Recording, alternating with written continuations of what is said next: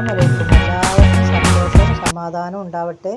മാറാവ്യാധി രോഗത്തെ തൊട്ടും അപകട മരണങ്ങളെ തൊട്ടും അള്ളാഹു നമ്മളെല്ലാവരെയും കാത്തു രക്ഷിക്കട്ടെ. അപ്പോൾ നമുക്കിന്ന് ഒരു ഫ്രൂട്ട് സലാഡ് ഉണ്ടാക്കാം. അതിന് വേണ്ടി സാധനങ്ങൾ എന്തൊക്കെയാണെന്ന് ഞാൻ കാണിച്ചു തരാം. ഞാൻ 1 ലിറ്റർ പാൽ വാങ്ങിയിട്ടുണ്ട്. അത് നമുക്ക് 1/4 ഭാഗവും ആ പാത്രത്തിൽ കണ്ട് ഒഴിച്ചു കൊടുക്കട്ടോ. എന്നിട്ട് ഈ പാല് നല്ല തിളച്ച് വരുന്ന നേരത്ത് നമുക്ക് കുറച്ച് പഞ്ചസാര, മധുരത്തിന് ആവശ്യത്തിനുള്ള പഞ്ചസാര അധികം ഇട്ട് കൊടുക്കണം. പിന്നെ ഇതാണ് പൊടി, കസ്റ്റാർഡ് പൗഡറാണ്. ഇതിൽ നമുക്ക് 2-3 സ്പൂണ് പൗഡർ ബാക്കിയുള്ള പാലിൽ കലക്കിയാണ്ട് അതിൽ മിക്സ് ചെയ്ത് കൊടുക്കാം കേട്ടോ. അപ്പോൾ ഞാൻ പാലടുപ്പത്ത് വെച്ചിട്ടുണ്ട്.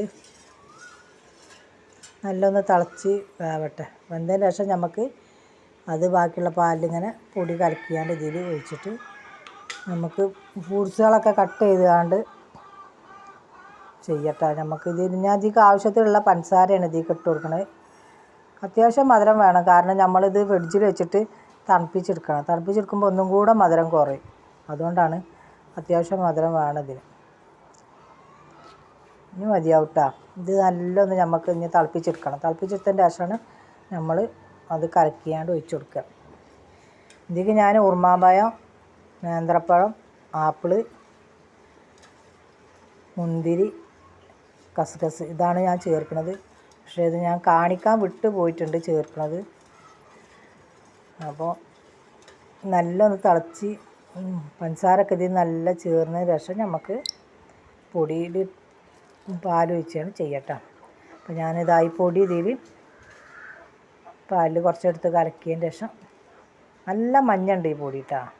ചെറിയ പൊടി ഇത്ര മഞ്ഞ കളർ വരില്ല, നല്ല മഞ്ഞ കളറാണ്.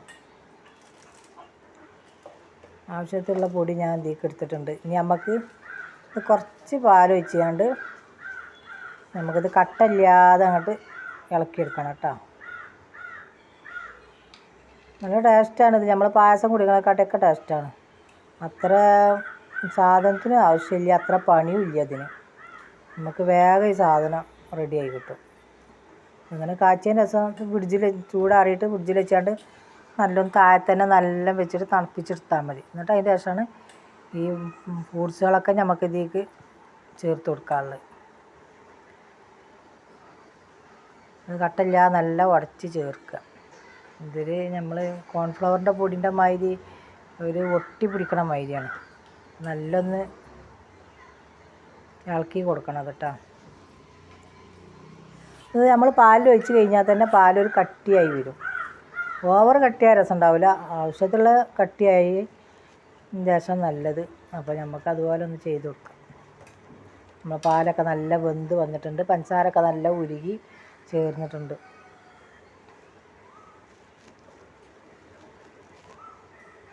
ഇതേത് കുടിക്കാത്ത കുട്ടികളും ഇത് കുടിക്കൂട്ടോ. കുട്ടികൾക്കൊക്കെ നല്ല ഇഷ്ടമാണ്, വലിയവർക്കും ഇഷ്ടമാണ്.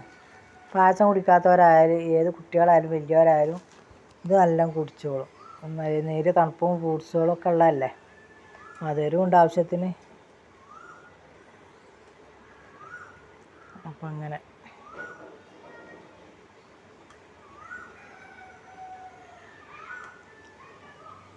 അപ്പോൾ സബ്സ്ക്രൈബ് ചെയ്യാത്തവരാരെങ്കിലും ഉണ്ടെങ്കിൽ മക്കളെ എല്ലാവരും സബ്സ്ക്രൈബ് ചെയ്യുക, ബെൽ ബട്ടൺ അമർത്തുക.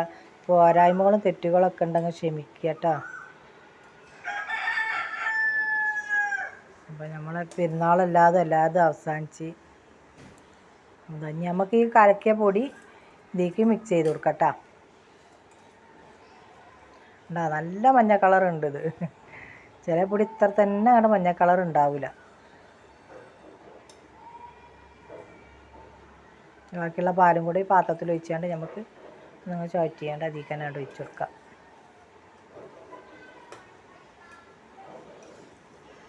ഇനി അധികം വേവാനൊന്നും ഉണ്ടാവില്ല. കുറച്ച് നേരം ഒന്ന് നമുക്ക് നല്ലൊന്ന് ഇളക്കി കൊടുത്ത് വേവിച്ചാണ്ട് ചൂടാറാൻ വെക്കട്ടോ.